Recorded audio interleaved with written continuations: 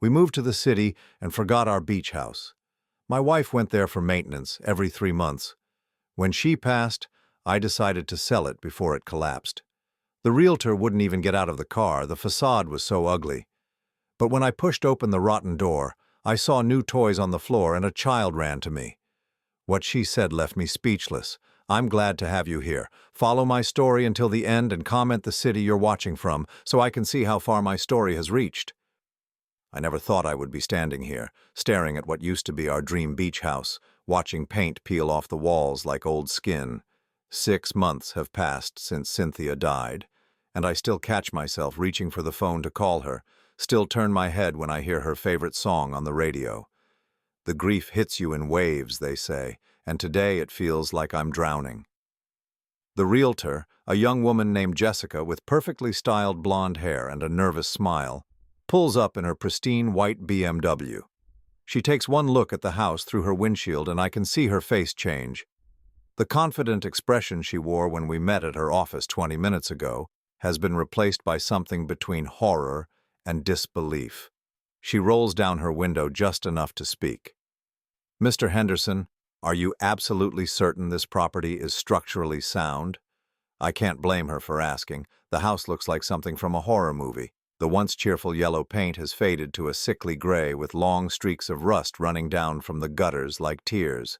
The front porch sags in the middle and several of the wooden railings hang at odd angles. Weeds have grown so high around the foundation that they're practically climbing the walls. "It wasn't always like this," I tell her, though my voice lacks conviction. "My wife used to come here for maintenance every 3 months. She said she was keeping it in good condition." Jessica nods politely, but I can see the skepticism in her eyes. She's probably wondering how any amount of quarterly maintenance could prevent this level of decay. Hell, I'm wondering the same thing. When did our beautiful weekend retreat turn into this abandoned shell? I remember the day we bought this place 32 years ago. Cynthia was 35 then and I was 37. We'd been married for 8 years and had finally saved enough money for our dream. A small beach house, where we could escape the city noise and watch the sunset over the water. It cost us $43,000, which felt like a fortune at the time. Cynthia fell in love with it immediately. She loved the way the morning light streamed through the kitchen windows, loved the sound of waves that lulled us to sleep. Every weekend for years we would drive the 2 hours from the city, pack our small sedan with groceries and books, and pretend we were living a simpler life. But that was before James died, before everything changed. Our son was 23 when the accident happened. A drunk driver ran a red light and hit his motorcycle on a rainy Tuesday evening. After that, nothing was ever the same. Cynthia stopped laughing. I stopped sleeping. We both stopped coming to the beach house because every sunset reminded us of the ones James had watched with us. Every room echoed with his voice. That was 10 years ago.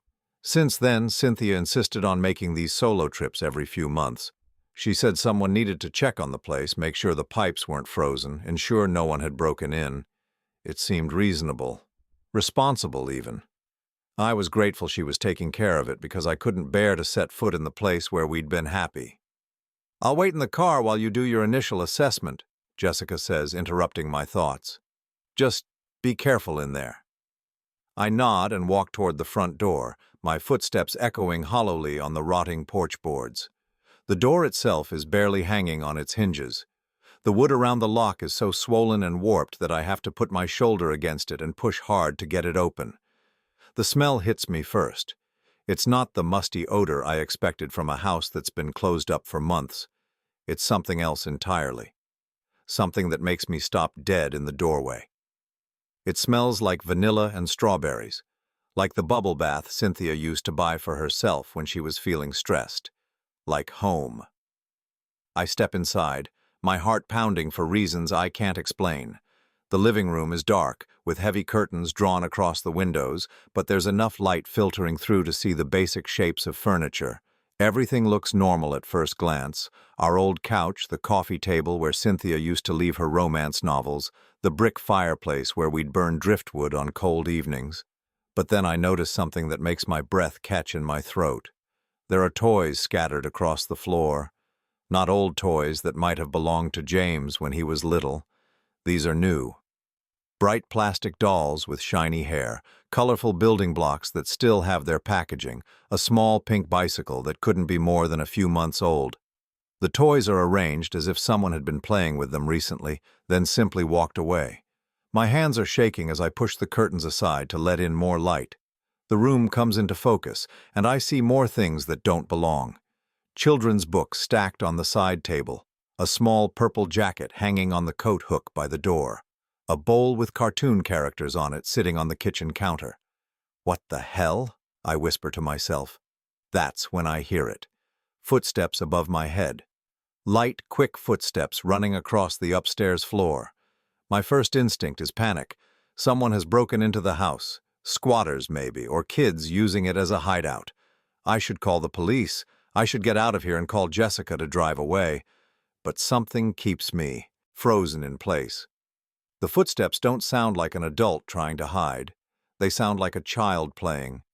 The steps move toward the staircase. Then I hear the creaking of someone coming down the wooden stairs.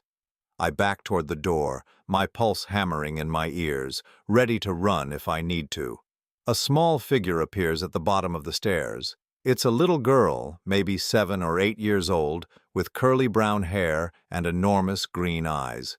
She's wearing a yellow sundress that looks too big for her tiny frame, and she's holding a stuffed elephant that's clearly been well loved.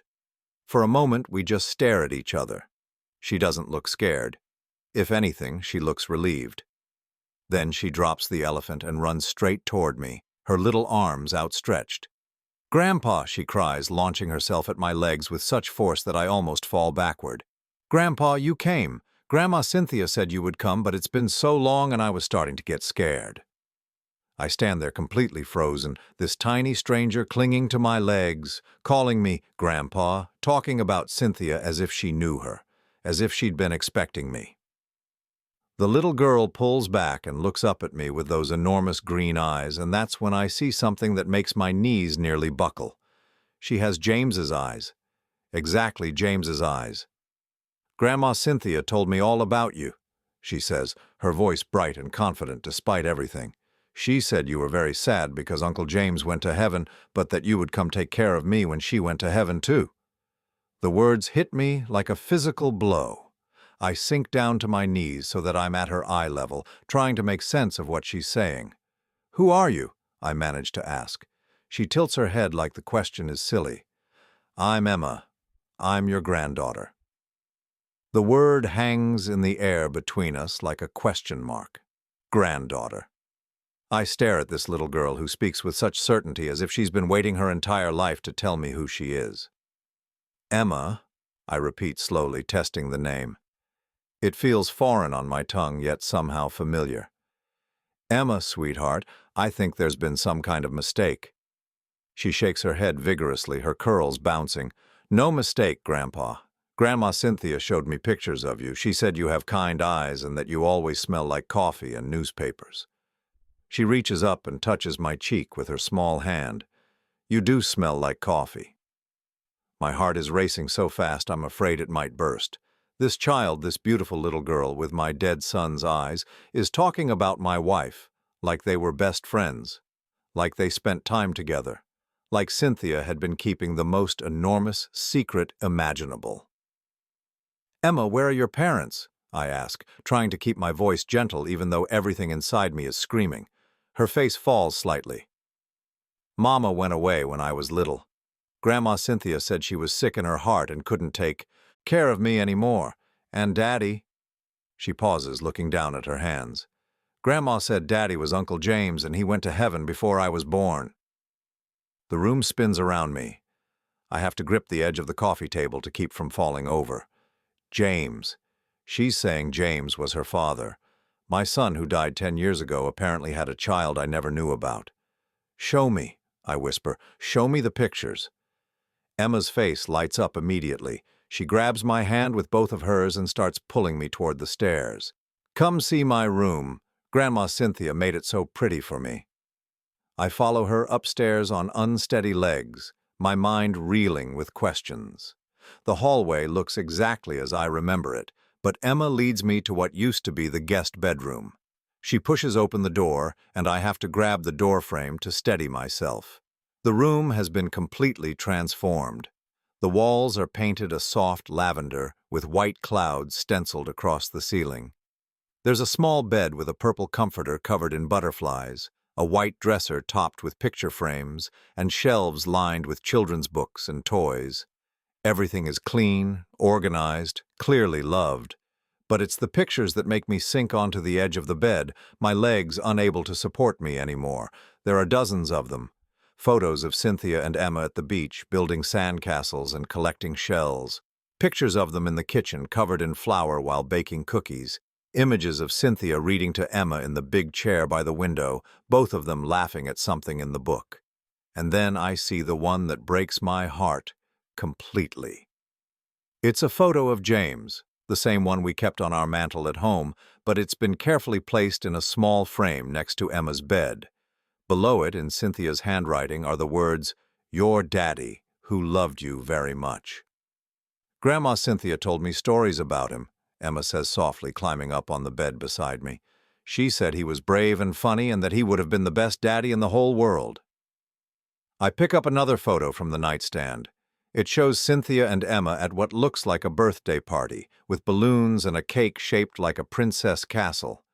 Emma is wearing a paper crown and grinning at the camera, chocolate frosting smeared across her cheek. "When was this taken?" I ask. "My last birthday. I turned 8. Grandma made the cake herself, even though she was getting really tired all the time." 8 years old. This child is 8 years old, which means she was born the year after James died. The timeline doesn't make sense unless... "Emma," I say carefully, "how long have you been living here?" "Since I was 6, she says matter-of-factly. "Before that, I lived with Mama, but she got sicker and sicker until she couldn't remember to feed me or give me baths. Grandma Cynthia came and got me and brought me here, and she said this would be my forever home." 2 years. My wife had been caring for this child in our beach house for 2 years, making those quarterly maintenance trips to visit her granddaughter. While I was grieving our son, Cynthia was raising his daughter in secret. I walk over to the dresser and pick up more photographs. In every single one, Cynthia looks happy. Not the broken, hollow version of herself that she'd become after James died, but the vibrant woman I'd fallen in love with all those years ago. Her smile is genuine, her eyes bright with purpose. "She loved you very much," I say to Emma, though it comes out as barely a whisper. "I know." Emma crawls across the bed and settles herself next to me, leaning against my arm like it's the most natural thing in the world. "She loved you too.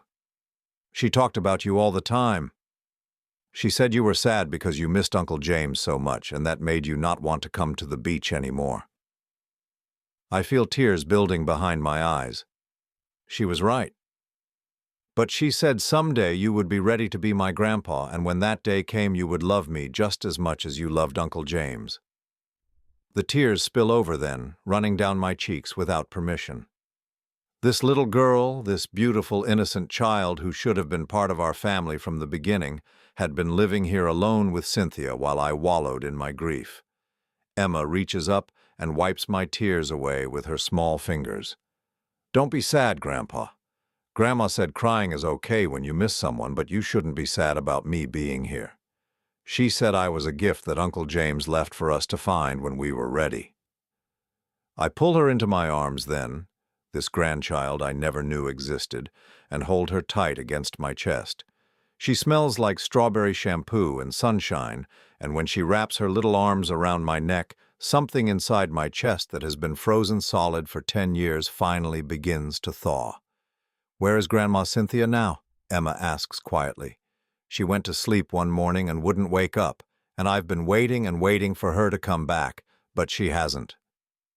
The question I've been dreading: how do you explain death to a child who has already lost so much? "Emma, sweetie," I begin, but she interrupts me. "She's in heaven with Uncle James, isn't she?" I nod, unable to speak. "I figured," she says with a matter-of-factness that breaks my heart. She was getting more tired every day, and sometimes she would touch her chest and make faces like something hurt. But she said not to worry because you would come take care of me just like she promised. I hold her tighter, overwhelmed by the magnitude of what Cynthia had done. She had hidden this child, this miracle, to protect us both. To protect Emma from my grief and me from feeling obligated to care for a child when I could barely take care of myself. But there's something else nagging at me, something that doesn't quite fit. Emma, I say slowly, how long has it been since Grandma Cynthia went to heaven? She thinks for a moment, counting on her fingers. A really long time. I watched the sun go up and down lots and lots of times. I ran out of the food in the refrigerator, but I found more food in the cabinets. And I was starting to get really scared because what if you forgot to come? My blood runs cold. How have you been taking care of yourself? I know how to make sandwiches and pour cereal, she says proudly. And Grandma taught me how to brush my teeth and wash my face and everything. This 8-year-old child has been living alone in this house for weeks, maybe longer, surviving on whatever food she could find, waiting for a grandfather she'd never met to come save her. The weight of that responsibility, of her faith in me, settles on my shoulders like lead. But there's something else bothering me, something that makes the hair on the back of my neck stand up. Emma, I say as gently as I can, have there been any other people here? Anyone besides you and Grandma Cynthia? Her face immediately changes, the brightness fading from her eyes. She looks down at her hands and starts picking at the edge of her dress. Sometimes, she says quietly, sometimes bad men come looking for me. The words hit me like ice water, bad men. This innocent child who has been alone for God knows how long has been dealing with people who frighten her.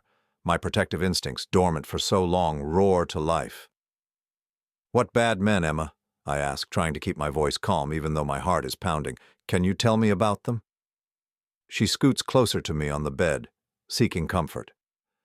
They come sometimes at night. They knock really loud and yell about wanting to see me. But Grandma Cynthia taught me to hide in the secret place when they come. The secret place? Emma slides off the bed and walks to what I thought was just a decorative bookshelf against the far wall. She pushes on one of the shelves, and to my amazement, the entire section swings inward like a door. Behind it is a small space, just big enough for a child to curl up in, with blankets, water bottles, and crackers stored inside.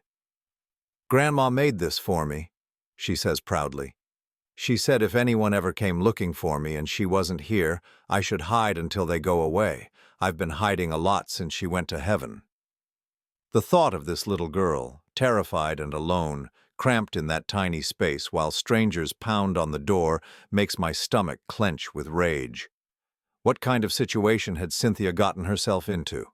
What kind of danger had she been protecting Emma from? Emma? Did Grandma Cynthia ever tell you why these men were looking for you? She shrugs, closing the hidden panel. She said my mama owed them money and they thought they could get it from me.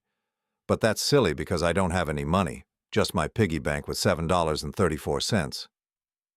A cold dread is building in my chest. I'm starting to piece together a picture that I don't like at all. Emma's mother was sick, possibly addicted to drugs based on what Emma described. If she owed money to the wrong kind of people, they might see a child as leverage. Can you show me more of Grandma Cynthia's things? I ask. Maybe she left some papers or letters that could help me understand. Emma nods enthusiastically and leads me to Cynthia's room, our old bedroom. Like Emma's room, it's been transformed, but this transformation breaks my heart in a different way. The bed we used to share has been replaced with a single twin bed. The dresser that used to hold both our clothes now contains only Cynthia's things, and they're arranged with the careful precision of someone who knows she might not have much time left. On the nightstand, there's a thick manila envelope with my name written on it in Cynthia's careful handwriting. My hands shake as I pick it up. She said to give this to you when you came, Emma says softly. She said it would help you understand everything. I sit on the edge of the bed and open the envelope. Inside are legal documents, photographs, and several letters. The first thing I pull out is a birth certificate. Emma Rose Henderson, born March 15, 2014. Father, James Michael Henderson. Mother, Sarah Elizabeth Crane. My breath catches in my throat. It's real. Emma really is James's daughter, which makes her my granddaughter. My son had a child, and I never knew. The next document is even more shocking. It's a handwritten letter from someone named Sarah Crane, dated 3 years ago. Cynthia, I can't do this anymore. The drugs are stronger than I am, and I know I'm going to die soon.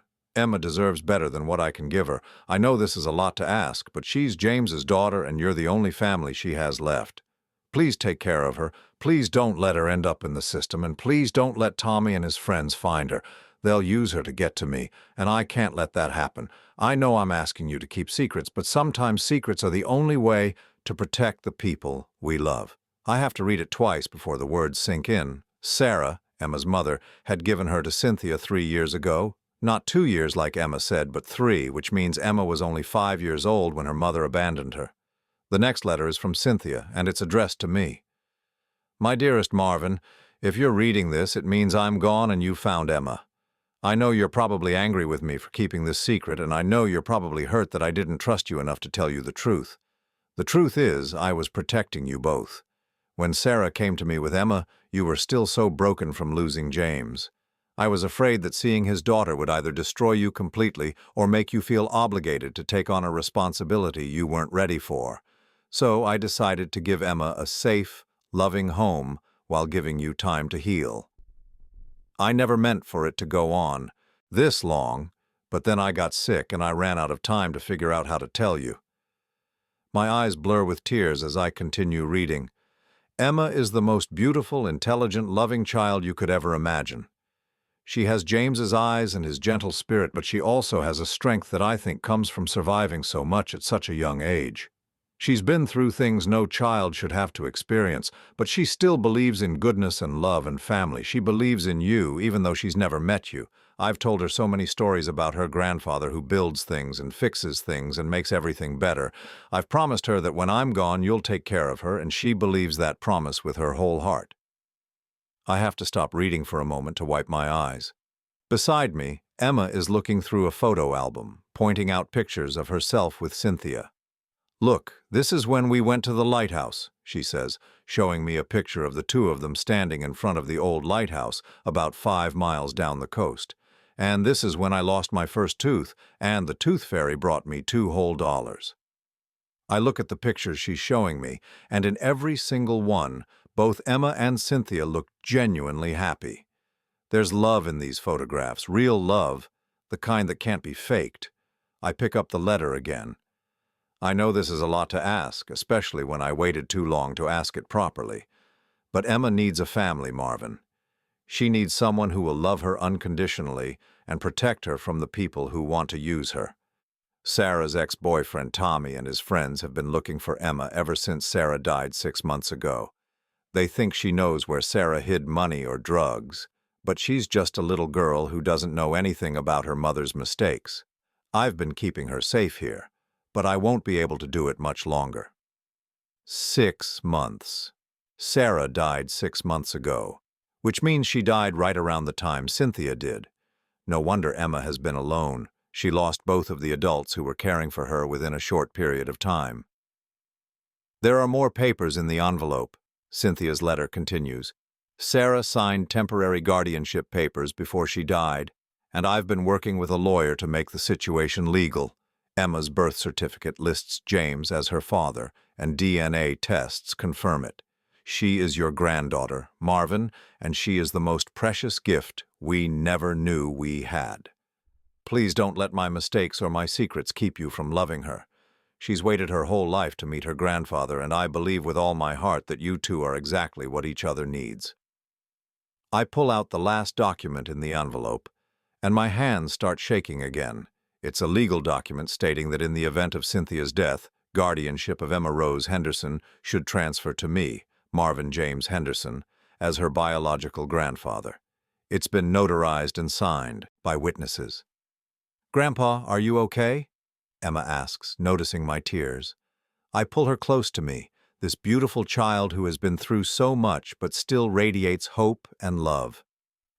I'm okay, sweetheart. I'm just sad that Grandma Cynthia couldn't tell me about you herself." "She wanted to," Emma says matter-of-factly. "She said she was going to bring me to meet you lots of times, but then she would get scared and change her mind. She said grown-ups sometimes make things more complicated than they need to be." Out of the mouths of babes. I'm about to ask Emma more about these men who have been looking for her when I hear something that makes my blood run cold. The sound of car doors slamming outside, followed by heavy footsteps on the front porch. Emma hears it too, and her face immediately goes pale.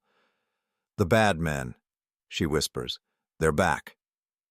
Before I can react, she's already moving, grabbing a small backpack from under the bed and heading for her hiding place. But I catch her arm gently. "Not this time, sweetheart," I say, surprised by the steadiness in my own voice. "This time, Grandpa is here." The pounding on the front door starts, along with voices shouting demands to open up. But for the first time in 10 years, I'm not afraid. I'm not broken. I have something to protect, someone who needs me, and I'll be damned if I'm going to let anyone hurt my granddaughter. I pull out my cell phone and dial 911, then I pick up Emma and hold her tight. "What are we going to do?" she whispers against my shoulder. "We're going to fight back," I tell her, "and we're going to win." But as the pounding gets louder and the voices get angrier, I realize that this is just the beginning. These people aren't going to give up easily, and I'm going to have to figure out how to protect Emma not just today, but for the rest of her life. The secret Cynthia died keeping has become my responsibility now, and I'm not going to let her down. The police arrive within 12 minutes, but it feels like an eternity. I hold Emma in my arms, while we listen to the men outside growing increasingly agitated, their voices getting louder and more threatening. Through the bedroom window, I can see 2 of them, rough-looking men in their 30s, one with a shaved head and tattoos covering his arms, the other wearing a dirty baseball cap and a shirt that's seen better days. "Open up!" the bald one shouts, hammering on the door so hard I'm afraid it might splinter. "We know she's in there. We just want to talk." Emma buries her face against my shoulder, her small body trembling. "They've been coming for weeks, Grandpa," she whispers. "Ever since Grandma Cynthia went to heaven. They keep saying I know where Mama hid something, but I don't know anything." The sound of sirens in the distance makes me exhale in relief. The men outside must hear them too, because their pounding stops abruptly. I peek through the curtain and see them having a hurried conversation before jogging back to a beat-up blue pickup truck parked at the edge of the property. "Police!" a voice calls from downstairs. "Anyone home?" I carry Emma down to meet 2 officers, a middle-aged man with graying hair and a younger woman who looks like she's probably dealt with situations like this before. "I'm Officer Rodriguez," the woman says, "and this is Officer Thompson. We got a call about a disturbance." I explain the situation as quickly as I can. The men harassing my granddaughter, the fact that she's been living here alone, the documents proving my legal guardianship. I show them Cynthia's letter and the legal papers while Emma stays pressed close to my side. Officer Thompson takes notes while Officer Rodriguez examines the documents. "Mr. Henderson," she says carefully, "this is quite a complex situation. The guardianship papers appear to be in order, but we're going to need to involve Child Protective Services to ensure Emma's safety and verify these arrangements." My heart sinks. The last thing Emma needs is to be pulled away from the only stability she has left. "How long would that take?" "Could be a few days to a week," Officer Rodriguez says, not unkindly. "In the meantime, we can arrange for temporary emergency custody or—" "No." The word comes out sharper than I intended. "She's staying with me." Officer Thompson looks up from his notes. "Sir, we understand this is difficult, but there are procedures we have to follow. The child's safety is our primary concern." "My safety?" Emma speaks up for the first time, her voice small but clear. "I'm safe with Grandpa. I've been waiting for him. Grandma Cynthia said he would take care of me." Something in her voice, the absolute trust and certainty, seems to affect the officers. Officer Rodriguez kneels down to Emma's level. "Emma, can you tell me about the men who were here? Have they ever hurt you or threatened you?" Emma shakes her head. "They just knock really loud and yell. Grandma Cynthia said they were looking for something that belonged to my mama, but I don't have anything that was hers except some pictures. Officer Thompson closes his notepad. Mr. Henderson, we're going to file a report about the harassment and we'll increase patrols in this area. But regarding custody arrangements, he exchanges a glance with his partner. Given the legal documents you've shown us and the fact that the child appears well cared for and specifically wants to remain with you, we may be able to expedite the process. Relief floods through me. Thank you. After the officers leave, promising to return the next day with someone from Child Services, Emma and I are finally alone. The house feels different now, not like an abandoned relic of the past, but like a home that needs protecting. Are you hungry? I ask Emma, realizing I haven't seen her eat anything since I arrived. She nods enthusiastically. I ate the last of the cereal yesterday morning. I was starting to wonder if I should try to walk to the store, but Grandma said I should never leave the house by myself. My heart clenches at the thought of this 8-year-old child rationing food, wondering if she should venture out alone to find more. Let's see what we can make for dinner. The kitchen tells its own story. The refrigerator is nearly empty except for some expired milk and wilted vegetables. The pantry has been methodically depleted. Emma has been eating whatever she could reach and prepare herself. Crackers, canned fruit, peanut butter eaten straight from the jar.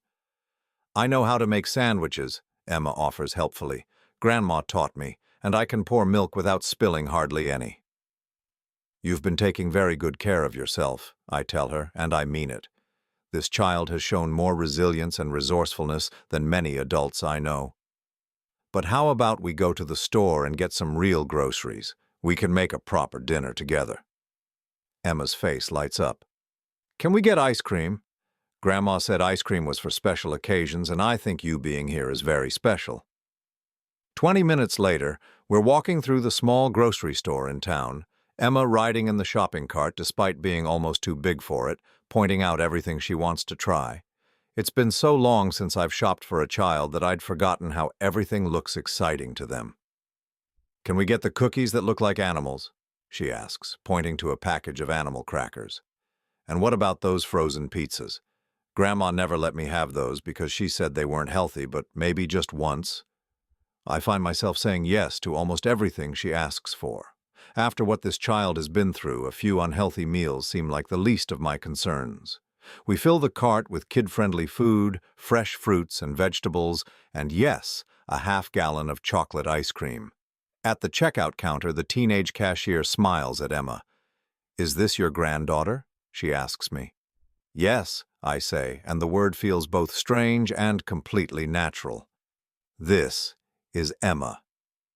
She's beautiful, the cashier says. You two look like you're having fun. Driving back to the house, Emma chatters nonstop about all the meals we can make together, all the things she wants to show me, all the places around the property that she and Cynthia used to explore. For the first time since I walked into that house this morning, I feel something like hope.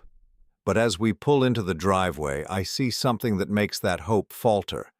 There's a car parked across the street that wasn't there before. A black sedan with tinted windows, and I can see the silhouette of someone sitting in the driver's seat. Emma notices it too. That's not the same car the bad men had, she says quietly, but it might be their friends. I park in the driveway and sit for a moment, trying to decide what to do. Taking Emma into the house feels dangerous, but sitting here in the car feels like we're trapped. That's when my phone rings. Unknown number. I hesitate, then answer.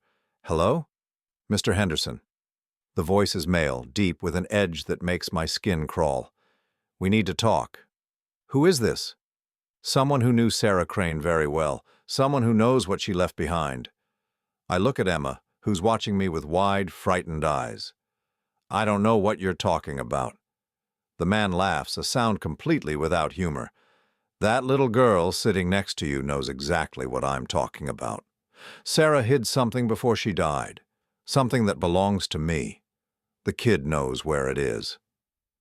She's 8 years old. She doesn't know anything. Maybe not consciously, the voice continues. But Sarah was smart. She would have hidden clues somewhere the kid could find them when she was older, a favorite toy maybe, or something she thought was just a keepsake. I feel cold all over. What do you want? I want you to bring the kid to the lighthouse tomorrow night at 8 o'clock. Come alone and bring anything that belonged to Sarah. Toys, pictures, clothes, doesn't matter what. We'll sort through it all and find what we need. And if I don't? The silence stretches for a long moment. Mr. Henderson, you seem like a nice man. You just found out you have a granddaughter, and I'm sure you want to keep her safe. The best way to do that is to cooperate. Because if you don't, we'll keep coming back. We'll keep looking, and eventually we'll find what we want anyway. But by then, you might not have a granddaughter anymore. The line goes dead. I sit there staring at my phone, my hands shaking with rage. Emma reaches over and touches my arm. Grandpa? Was that the bad men? I look at her sweet face, this innocent child who has already lost so much, and I make a decision that surprises me with its certainty. Yes, sweetheart, but don't worry. I start the car and begin backing out of the driveway. We're not going home right now. We're going somewhere safe where we can figure out how to stop them for good. Where are we going? I think about the legal documents in my pocket, about Officer Rodriguez's promise to help expedite the custody process, about the family lawyer whose number is probably still in my contact list. We're going to fight back, I tell her. Your grandma Cynthia protected you as long as she could, and now it's my turn. But as we drive away, I catch sight of the black sedan pulling away from the curb behind us, and I realize that tomorrow night's confrontation at the lighthouse might be inevitable. The question is, will I be going there to surrender or to end this once and for all? I drive straight to the police station, my mind racing with possibilities. Emma sits quietly beside me, her small hands folded in her lap, trustingly letting me handle a situation that's far beyond anything a child should have to deal with. Officer Rodriguez is just ending her shift when we walk in, but she takes one look at my face and immediately leads us to a small conference room. They called you, didn't they? She says before I even speak. I nod and tell her about the phone call, the demands, the threat for tomorrow night. As I talk, she takes notes, her expression growing more serious. Mr. Henderson, these men aren't going to stop until they get what they want. The problem is, we don't know what that is, or if it even exists. Emma, Officer Rodriguez says gently, can you think of anything your mama might have given you, anything special that she said to keep safe? Emma shakes her head. I don't remember my mama very much. I was really little when she went away. Grandma Cynthia said Mama was sick and couldn't take care of me anymore. What about things from when you lived with your mama?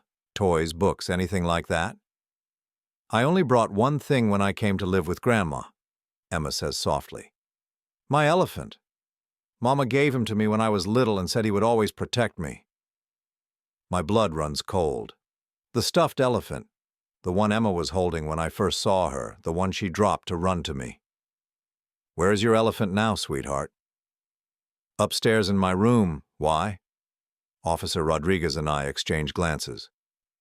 Emma, would it be okay if we looked at your elephant, just to make sure there's nothing hidden inside it? Emma's eyes widen. You think Mama hid something in Mr. Peanut's? We don't know, I tell her honestly, but it's possible. An hour later, we're back at the house with Officer Rodriguez and a child services worker named Mrs. Chen, who turned out to be much more understanding than I expected. After reviewing the legal documents and seeing how clearly attached Emma is to me, she agreed to expedite the custody process, especially given the immediate danger Emma is facing. Emma retrieves Mr. Peanuts from her room, holding the well-worn gray elephant protectively. He's not going to get hurt, is he? We'll be very careful, Officer Rodriguez promises, accepting the stuffed animal. We just need to check if there's anything unusual about him. She examines the elephant carefully, running her hands along the seams.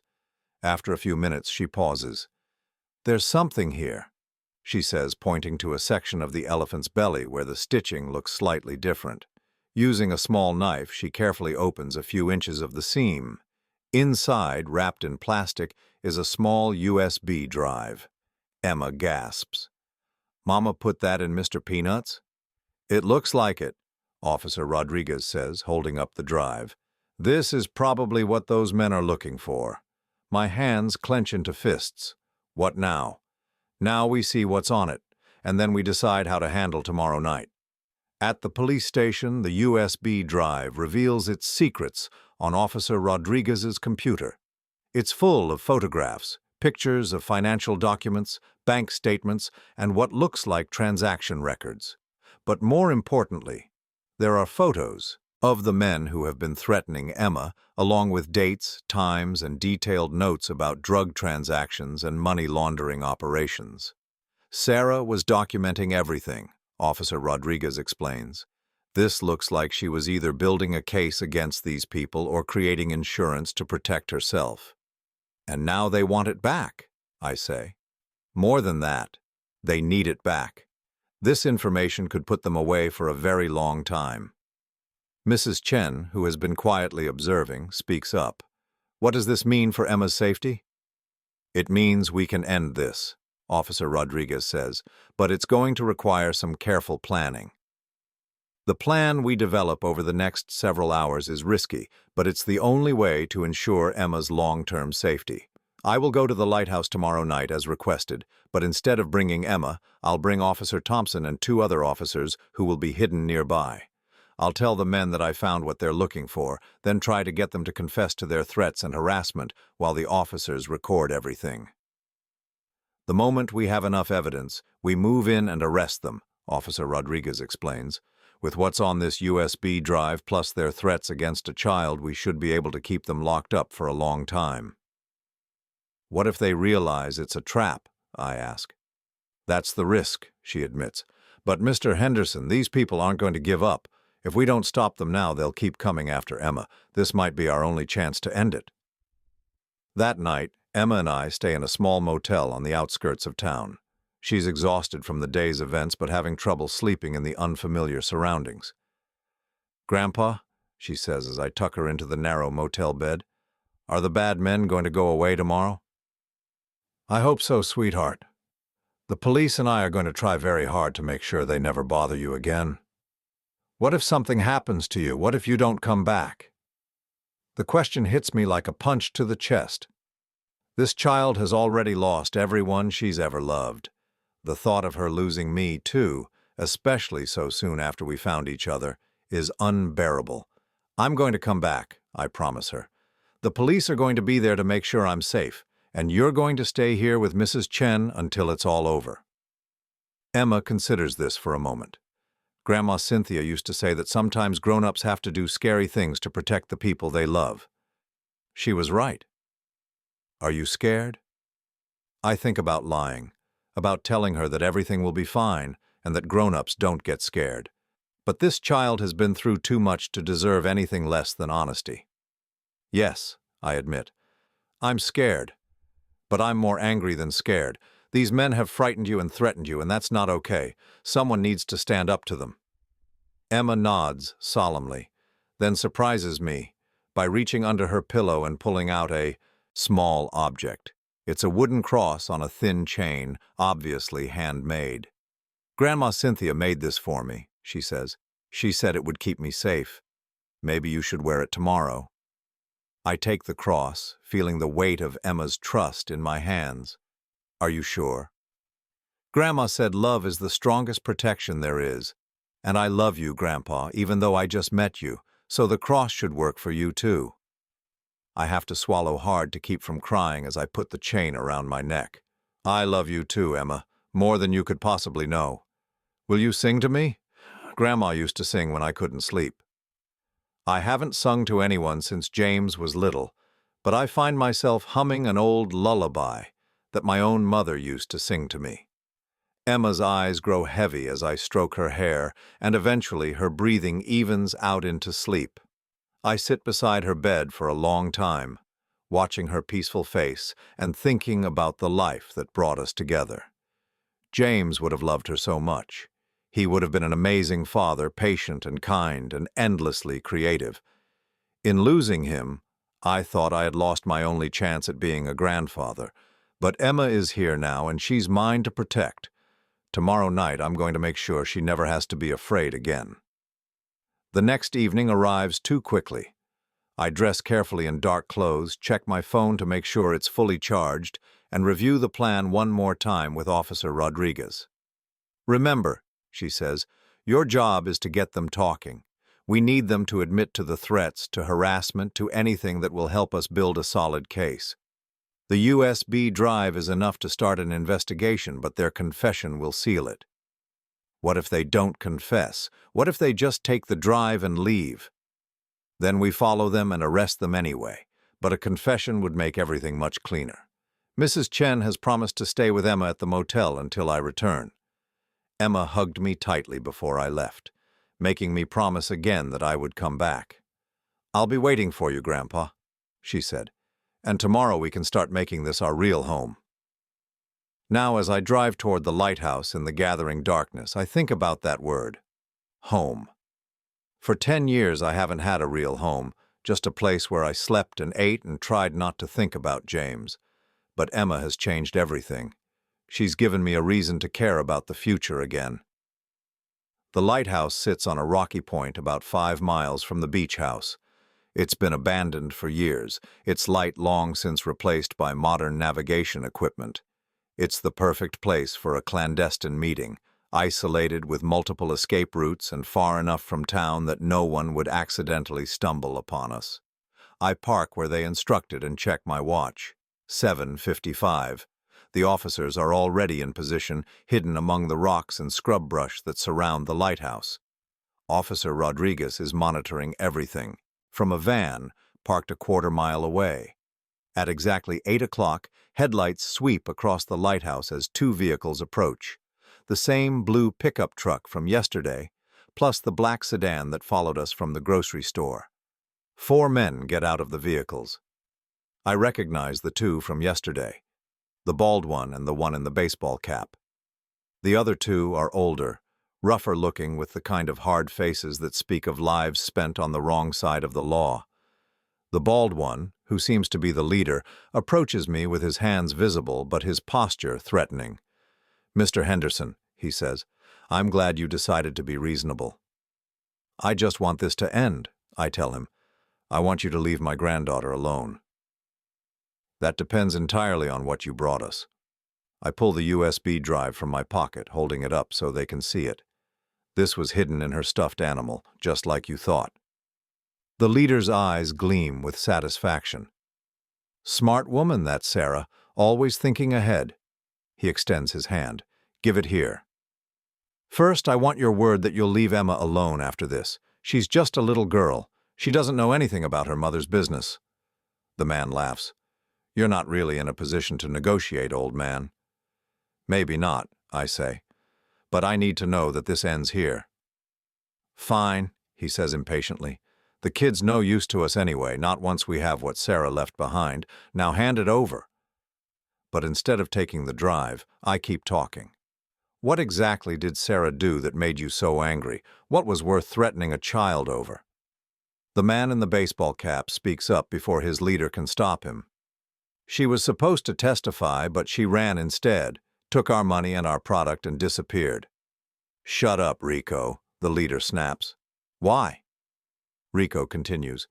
"We're just going to take the drive and disappear anyway. What's it matter if he knows?" The leader's face darkens. "Because witnesses are loose ends, you idiot." My blood runs cold as I realize what he's saying. They never intended to let me walk away from this. Even after getting what they want, they still see me as a threat. "The kid, too," the leader continues, advancing toward me. "Can't have her growing up with questions about what happened to Grandpa." That's when I hear the most beautiful sound in the world, Officer Rodriguez's voice cutting through the night air. "Police! Everyone on the ground now." What happens next unfolds like a perfectly choreographed dance. Lights blaze from multiple directions as officers emerge from their hiding places. The 4 men spin around in confusion, hands reaching for weapons that they never get the chance to draw. The leader tries to run toward the rocky shoreline, but Officer Thompson appears from behind the lighthouse, cutting off his escape route. Rico throws his hands up immediately, shouting that he surrenders, while the other two men freeze like deer in headlights. Within minutes, all four are handcuffed and sitting on the ground while Officer Rodriguez reads them their rights. The entire conversation was recorded, including their admissions about Sarah's testimony, their threats against Emma, and most damning of all, their plan to eliminate both of us as witnesses. "Mr. Henderson," Officer Rodriguez says as the suspects are loaded into police vehicles, "you did exactly what we needed. Between their confessions tonight and the evidence on that USB drive, these men are going away for a very long time." I lean against my car, my legs suddenly shaky as the adrenaline wears off. "Is it really over?" "It's over," she confirms. "Emma is safe." The drive back to the motel feels like the longest trip of my life. Every mile that passes is another mile closer to Emma, another step toward the life we're going to build together. When I finally pull into the motel parking lot, I see Emma's face pressed against the window of our room, watching for me. The moment I walk through the door, she launches herself into my arms just like she did that first day. "Grandpa, you came back. I knew you would, but I was still scared." "I'm here," I tell her, holding her tight. "And the bad men are never going to bother you again." Mrs. Chen smiles at us from the corner of the room. "The custody paperwork has been expedited," she tells me. "Given the circumstances and the clear bond between you two, we should have everything finalized within the week." "What does that mean?" Emma asks. "It means," I say, kneeling down to her level, "that you're officially going to be my granddaughter forever, and I'm officially going to be your grandfather forever." Emma throws her arms around my neck. "I already knew that," she says matter-of-factly. "Grandma Cynthia told me that family isn't just about papers, it's about love." 3 months later, I'm standing in the same spot where I first discovered Emma, but everything has changed. The house no longer looks abandoned and frightening. Fresh paint gleams on the exterior walls, a cheerful yellow that Emma chose because she said it looked like sunshine. The porch has been rebuilt and reinforced, complete with a swing where Emma likes to sit and read in the afternoons. The interior has been transformed too. What once felt like a mausoleum of broken dreams is now truly a home. Emma's artwork hangs on the refrigerator. Her books line shelves that I built myself. The hidden room behind her bookshelf has been converted into a reading nook where she can curl up with Mr. Peanuts and escape into stories. I kept Cynthia's room exactly as she left it, at least for now. Sometimes Emma likes to go in there and look at the pictures of her grandmother. She tells me stories about their time together, about the games they played and the songs Cynthia used to sing. Through Emma's eyes, I'm getting to know a side of my wife that I never saw. The side that found joy again after losing James. "Grandpa, come look." Emma calls from the beach behind the house. She's found something in the sand, probably another interesting shell to add to her collection. I walk out to join her, marveling as I do every day at how natural this all feels. Emma has slipped into my life as easily as if she'd always been there. She calls me every morning when she gets up, chattering about her dreams. She helps me make breakfast, standing on a step stool to reach the counter. She insists on checking the mail every day because she likes to see what arrives. "Look what I found," she says, holding up a piece of sea glass, smooth and green from years of being tumbled by the waves. "That's beautiful," I tell her. "What are you going to do with it?" "I'm going to add it to the memory jar for Grandma Cynthia," she says. "She loved sea glass. She said it was proof that broken things could become beautiful if you gave them enough time." We've started this tradition, collecting special things in a large glass jar that sits on the kitchen windowsill. Shells, interesting rocks, pressed flowers, even ticket stubs from our trips to town. Emma says it's a way to keep Cynthia's memory alive while making new memories of our own. The legal proceedings wrapped up 2 weeks ago. All 4 men pled guilty to various charges, including child endangerment, harassment, and drug trafficking. The leader got 25 years, the others got between 10 and 15 years each.